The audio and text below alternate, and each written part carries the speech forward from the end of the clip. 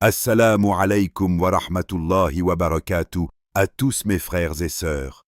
Il existe des instants dans la vie où tout semble basculer sans prévenir.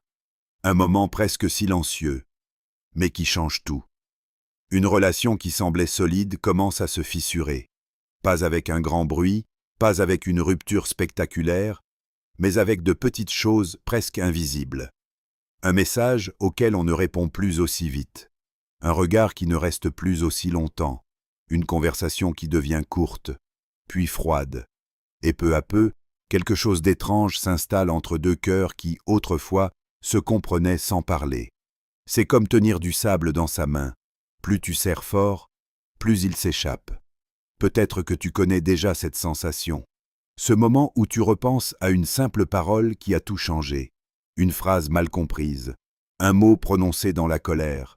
Un silence qui s'est prolongé plus longtemps que prévu. Et soudain, ce qui était simple devient compliqué. Les discussions deviennent prudentes. Les regards évitent certaines vérités. Et la distance, au lieu de disparaître, commence à grandir, jour après jour.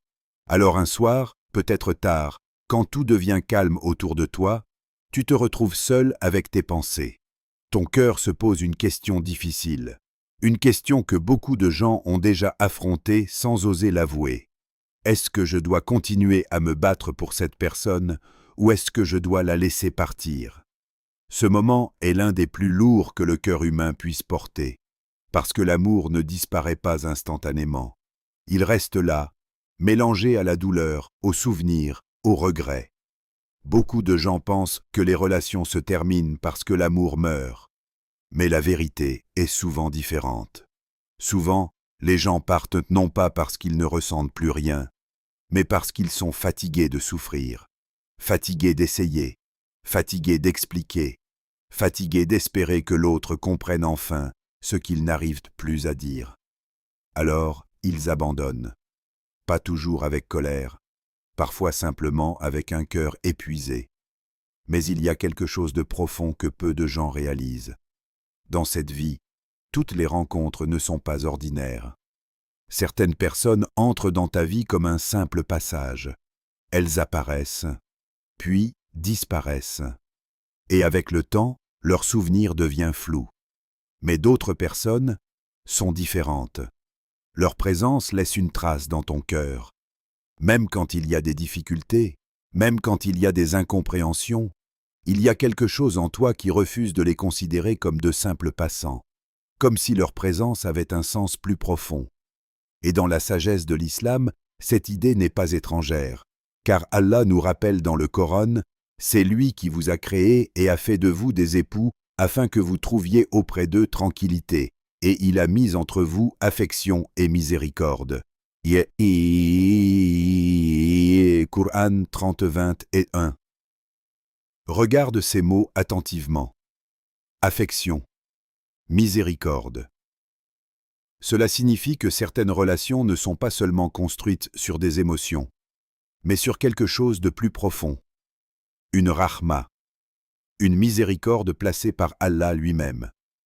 Et pourtant, même ces relations peuvent être testées, car Allah dit aussi « Et nous vous éprouverons certainement par un peu de peur, de faim, de perte de biens, de personnes et de fruits, et fais la bonne annonce aux patients. » Coran 255. Alors parfois, ce que tu vis n'est pas seulement une difficulté, c'est peut-être une épreuve. Mais voici la question qui trouble tant de cœurs. Comment savoir si cette personne dans ta vie est une épreuve destinée à te purifier, ou un cadeau qu'Allah t'a confié pour t'accompagner dans ce monde? Comment reconnaître la différence entre une relation qu'il faut protéger et une relation qu'il faut apprendre à laisser partir? Parce que le cœur humain, quand il est blessé, peut facilement confondre ces deux réalités. Et parfois, on abandonne trop tôt quelque chose qui aurait pu devenir l'une des plus grandes bénédictions de notre vie. Il existe une histoire simple, mais profondément humaine. Une histoire qui pourrait appartenir à n'importe qui, peut-être même à toi. On raconte qu'un homme, le cœur lourd et l'esprit rempli de questions, décida un jour d'aller voir un sage connu pour sa sagesse et sa compréhension des cœurs. Cet homme n'était pas quelqu'un de mauvais. Il n'était pas non plus quelqu'un qui jouait avec les sentiments des autres. Au contraire, c'était quelqu'un qui aimait profondément, mais qui commençait à se perdre dans ses propres émotions. Quand il arriva devant le sage, il resta silencieux pendant quelques instants, comme si les mots étaient coincés dans sa poitrine. Puis finalement, il parla. « J'aime quelqu'un profondément, » dit-il. Sa voix n'était pas forte. Elle ressemblait plutôt à la voix de quelqu'un qui porte un poids invisible depuis longtemps. Mais cette relation devient difficile. Chaque dispute me fait penser à partir. Chaque incompréhension me donne l'impression que peut-être nous ne sommes pas faits l'un pour l'autre. Le sage ne répondit pas immédiatement. Il regarda simplement l'homme pendant un moment, pas avec jugement, mais avec une sorte de compassion tranquille. Puis il posa une question inattendue. « Quand tu penses à partir, dis-moi une chose. » L'homme leva les yeux. « Est-ce que ton cœur se sent en paix ou est-ce qu'il se sent vide ?» La question semblait simple, mais elle frappa l'homme plus profondément qu'il ne l'avait imaginé. Il resta silencieux, parce que dans son cœur, il connaissait déjà la réponse. Après quelques secondes, il murmura « vide ». Puis il ajouta, presque comme une confession, comme si quelque chose de précieux s'échappait de ma vie, comme si je laissais derrière moi une partie de moi-même.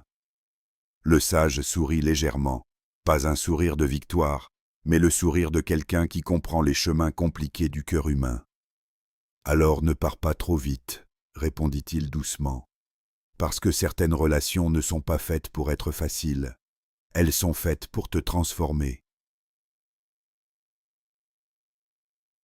Ces mots restèrent suspendus dans l'air. Transformer. Peu de gens pensent à l'amour de cette façon.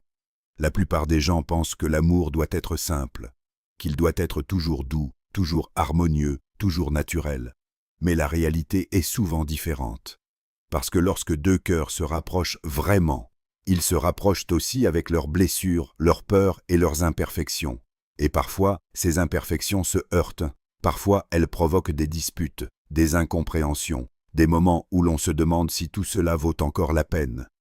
Mais dans la vision de l'islam, les relations ne sont pas seulement des expériences émotionnelles. Elles peuvent aussi être des chemins de purification. Car Allah place parfois des personnes dans ta vie, non pas pour rendre ton existence facile, mais pour rendre ton cœur meilleur.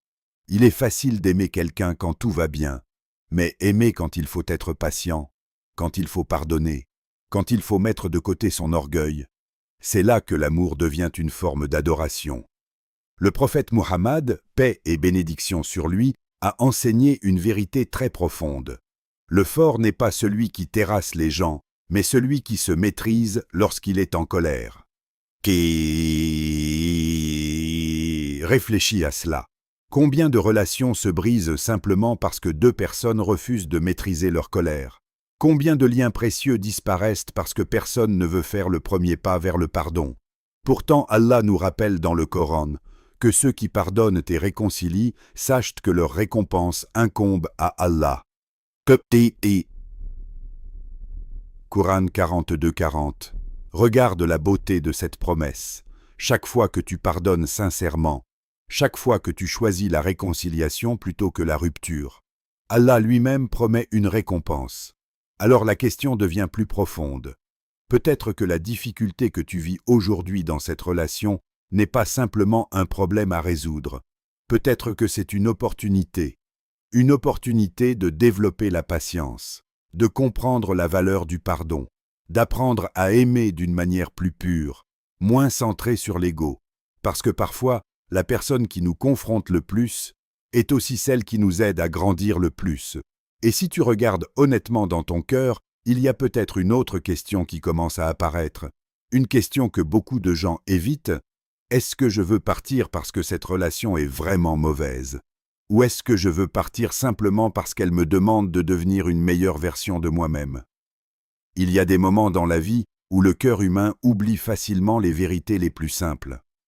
Quand une relation traverse une tempête, quand les mots deviennent durs et que les émotions prennent le dessus, on commence souvent à regarder l'autre comme un adversaire, au lieu de le voir comme quelqu'un que l'on aime. Pourtant, le Coran nous rappelle une sagesse qui dépasse nos réactions immédiates. Allah dit « Et cramponnez-vous tous ensemble au câble d'Allah, et ne soyez pas divisés. » Coran 303. Ce verset est souvent entendu lorsqu'on parle de la communauté, de l'unité entre les croyants. Mais sa sagesse touche aussi les relations entre deux cœurs. Car la division ne commence pas toujours à grande échelle. Elle commence souvent dans des endroits plus discrets, dans une maison, dans une amitié, dans un lien entre deux personnes qui se sont un jour promis de rester proches. La division ne détruit pas seulement les groupes et les sociétés. Elle détruit aussi les cœurs. Elle transforme la tendresse en méfiance, les discussions en bataille, les souvenirs heureux en reproches silencieux. Et ce qui est étonnant, c'est que dans beaucoup de relations brisées, le problème n'était pas le manque d'amour. L'amour était encore là, mais quelque chose d'autre s'était installé entre les deux personnes. L'orgueil. Cet orgueil silencieux qui murmure « Pourquoi serais-je celui qui s'excuse ?» Cet orgueil qui ferme les oreilles quand l'autre parle. Cet orgueil qui préfère avoir raison plutôt que préserver la paix. Peut-être que tu as déjà vécu ce genre de moment. Une dispute qui aurait pu se terminer en quelques minutes, mais qui s'est prolongée pendant des jours, parfois même des mois. Pas parce que le problème était si grave, mais parce que personne ne voulait faire le premier pas. Personne ne voulait être celui qui dit « Pardonne-moi ». Et pourtant, dans les enseignements de l'islam, demander pardon n'est pas un signe de faiblesse, c'est un signe de force intérieure. Le prophète Muhammad, paix et bénédiction sur lui, nous a montré, à travers sa vie, que la miséricorde et la douceur peuvent guérir ce que la colère détruit. Combien de fois a-t-il pardonné à ceux qui l'avaient blessé? Combien de fois a-t-il répondu avec patience alors qu'il aurait pu répondre avec dureté? Et Allah nous enseigne une règle puissante dans le Coran. La bonne action et la mauvaise ne sont pas pareilles. Repousse le mal par ce qui est meilleur. Coran 40 et 1:34. Regarde la profondeur de ce verset. Il ne dit pas simplement d'ignorer le mal. Il dit de le repousser par quelque chose de meilleur. Cela signifie que face à la dureté, tu réponds par la douceur. Face à la colère, tu réponds par la patience. Face au rejet, tu réponds par la dignité et la bonté. Et Allah ajoute ensuite quelque chose d'extraordinaire dans la suite de ce même passage. Et voilà que celui avec qui tu avais une animosité devient tel un ami chaleureux. Coran 40 et 1:34. Imagine cela un instant. Un cœur rempli de colère, qui se transforme en cœur rempli d'affection. Une relation qui semblait brisée, qui devient plus forte qu'avant. Mais cela demande une chose rare. Quelqu'un doit être assez courageux pour arrêter la spirale du conflit. Quelqu'un doit être assez sage pour choisir la paix quand tout pousse vers la dispute.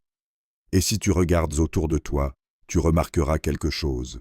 Beaucoup de relations ne meurent pas à cause de grandes trahisons.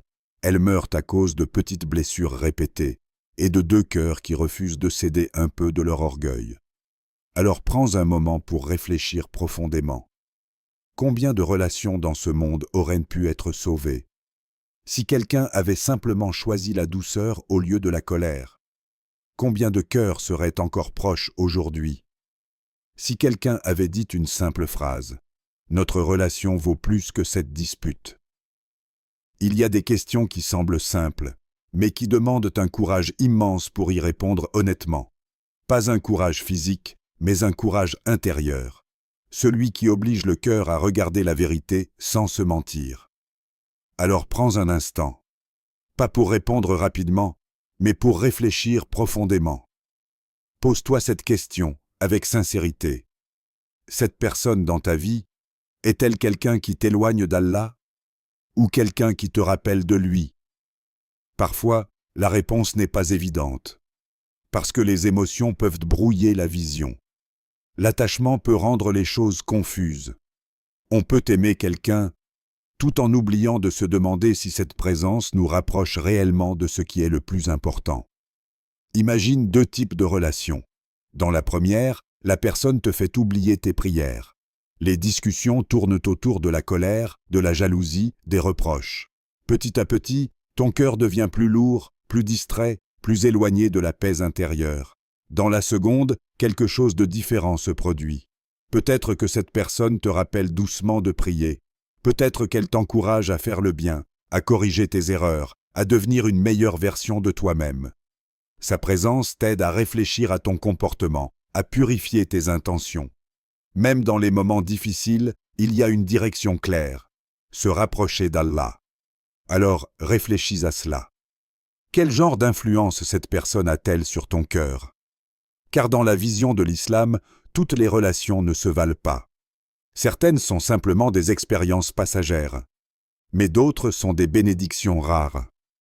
Allah nous rappelle dans le Coran, « Les bons sont pour les bonnes, et les bonnes sont pour les bons. » Coran 24-26. Ce verset ne parle pas seulement de compatibilité. Il évoque une harmonie plus profonde. Deux personnes qui s'aident mutuellement à rester dans la droiture. Deux cœurs qui avancent ensemble vers quelque chose de plus élevé que leur simple désir. Quand une relation possède cette qualité, elle devient précieuse. Parce que dans un monde rempli de distractions, trouver quelqu'un qui t'aide à rester proche d'Allah n'est pas quelque chose d'ordinaire. C'est une faveur. Une faveur qui mérite d'être protégée. Pourtant, beaucoup de relations comme celle-ci se brisent malgré tout. Non pas à cause d'un manque de valeur, mais à cause de quelque chose de beaucoup plus banal. Un moment de colère, une dispute mal gérée, un orgueil qui refuse de céder. Le prophète Muhammad, paix et bénédiction sur lui, a donné un conseil qui révèle beaucoup sur la nature des relations humaines. Il a dit que la vraie force n'appartient pas à celui qui domine les autres dans un combat, mais à celui qui maîtrise sa colère. Regarde la profondeur de cette parole. Dans beaucoup de situations, il est facile de répondre à la colère par la colère.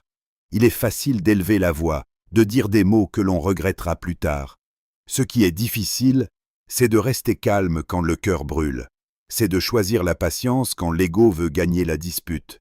C'est de dire « pardonne-moi », même quand une partie de toi pense que l'autre devrait être celui qui s'excuse. Et si tu observes les relations autour de toi, tu remarqueras quelque chose d'étrange.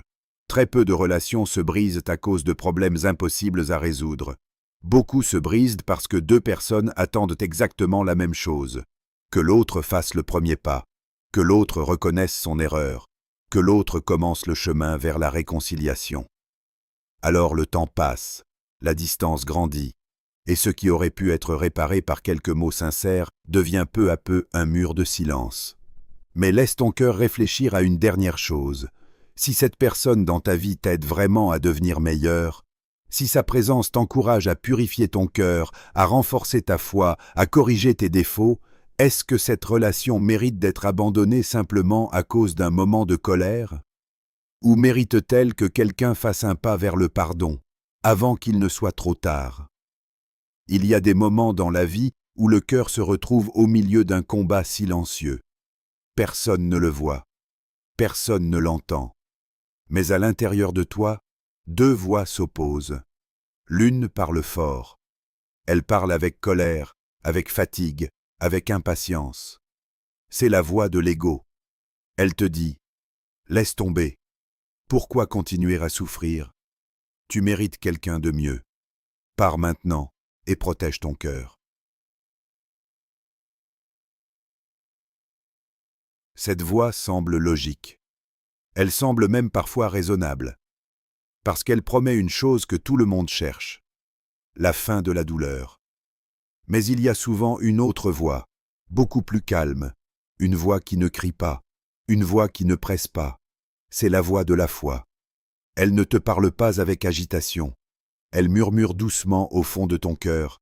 Sois patient. Allah voit ce que ton cœur endure.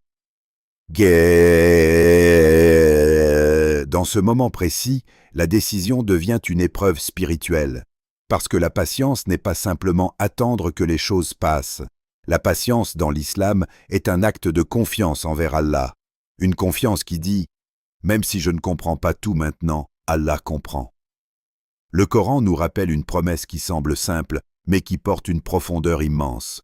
Allah est avec les patients. Coran 253. Réfléchis à ces mots. Allah est avec les patients, pas seulement comme un observateur lointain, mais comme un soutien, une présence, une miséricorde qui accompagne ceux qui traversent les difficultés avec foi. Cela signifie que chaque moment où tu choisis la patience au lieu de la colère, chaque instant où tu retiens un mot dur, chaque fois que tu refuses de laisser la rancune envahir ton cœur, Allah le voit, même si personne d'autre ne le remarque. Imagine un instant que la difficulté que tu vis aujourd'hui dans cette relation ne soit pas simplement un problème. Et si c'était une épreuve destinée à purifier quelque chose dans ton cœur, peut-être ton orgueil, peut-être ta manière de réagir dans la colère, peut-être ta capacité à pardonner. Dans la vie, certaines épreuves apparaissent sous la forme de pertes, de maladies ou de difficultés matérielles. Mais d'autres épreuves apparaissent sous une forme plus subtile. Elles apparaissent dans les relations humaines. Parce que c'est dans les relations que nos défauts deviennent visibles. C'est là que la patience est réellement testée. Le Coran nous rappelle aussi « Ceux qui répriment leur colère et pardonnent aux gens, et Allah aime les bienfaisants » Coran 334. Regarde la beauté de ce verset. Il ne parle pas seulement de contrôler la colère, il parle de quelque chose de plus difficile encore. Pardonner. Pardonner quand on a été blessé. Pardonner quand on pense que l'autre devrait être celui qui demande pardon. C'est une chose que peu de gens réussissent à faire. Mais ceux qui y parviennent atteignent un niveau de noblesse que peu de cœurs connaissent. Maintenant, imagine une autre possibilité. Et si ce moment que tu vis aujourd'hui était observé par Allah comme une opportunité pour toi de montrer la sincérité de ton caractère,